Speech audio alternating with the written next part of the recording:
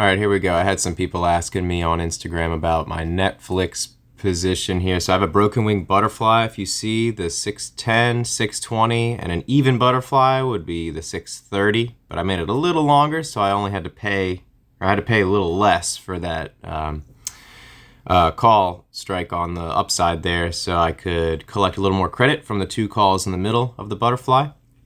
If you want me to explain more about butterflies, I can do that in another video, but for right now, you call this a broken wing butterfly because that top leg's a little uneven, broken, and I had to pay less, which means I was collecting more of a credit. It makes the whole trade go on for a credit a lot of times. So in this case, if you see the 52 up here, collected 52 bucks. The total trade, it says, is down 96%, which looks scary, but it's really only 50 bucks. It's at 102 right now. It's because it shot up a little bit quickly after I put it on. So I'm not really fretting about it. It's 63 days to expiration, but I am going to show you on my desktop here. My Tasty Trade desktop wasn't working, so I got Thinkorswim up here. So I mocked it out. So here is my same butterfly there, April for Netflix. And then I can adjust the date here for out in time, plan it out in the future. If you didn't know this on Thinkorswim, this is great. I just went over here and you can right click and hit analyze. You can do a buy trade, sell trade, and you can just kind of mock one up. And then this is not real. Like, I didn't put this trade on the platform, but I can just mock it up as if I did. Anyway, so the pink line here is the theoretical profit or loss, and it reads it over here. Sorry, I'm on my phone, but I'll do my best here. So as I move this out, on the x-axis is the strikes of where the stock would be. So say at $600 there, if Netflix is at $600 on, say, March 29th. So today's February 16th. So what's that, like 6 weeks from now? If Netflix is still at where it is now, what was it again? Netflix is at 586.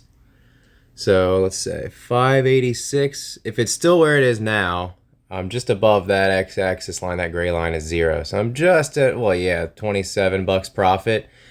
Not too bad. I mean, I was collecting 52, so that is like 50%, which is when I was get out of it. I was hoping Netflix wouldn't shoot up, but if you look back at that video, I did kind of say like, but it could shoot up, it could go up. I think it's going to go down, but if it goes up, I'll have a little bit of a play to the upside. So this blue line is on the day of expiration, on April 19th of 2024. I am not going to hold it to the day of expiration, but just to show you, if Netflix is right here at 620, 619, then the profit right there would be, it's not showing it there, but over here, 1,000 bucks. You have to absolutely nail it though. No way. Ain't no way I'm doing that. If you're just off by a little bit, it just drops entirely. So also, so the blue line is static. That will always stay the same. The pink line moves when you adjust the futuristic date, if you see. So that little red thing right here is just dragging along at a break even, essentially. That's always going to be 0, so that's a nice thing to just kind of look at. Moving it along.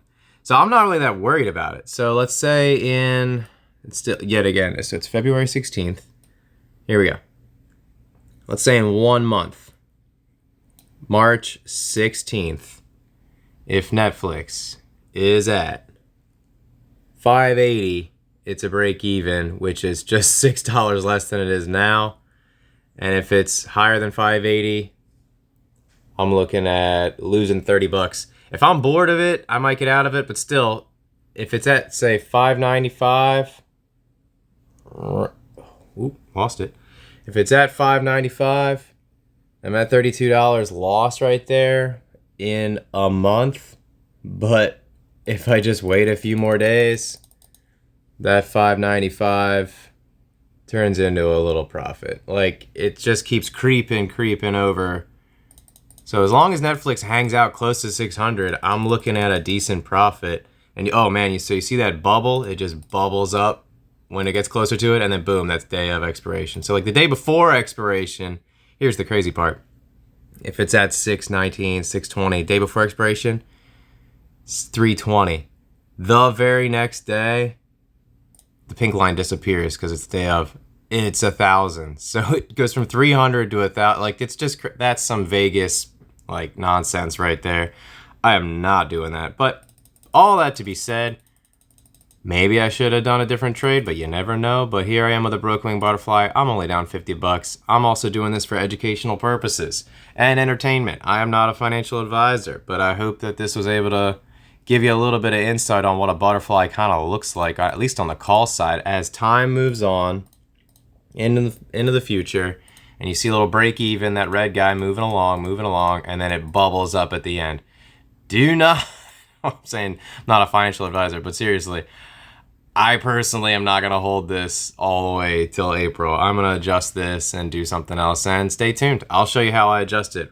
Right now, I'm down. More than half my trades are in losing positions at some point because I sell premium, and then I usually sell both sides, and the stock's gonna move towards one or the other. I wait for time to collect it, time to march on, and time's on my side, theta's on my side always. So I don't know, that's just kind of how it is. So if you enjoy this, stay tuned, like and subscribe, send me some comments, suggestions for other videos, and I'll see you in the next one.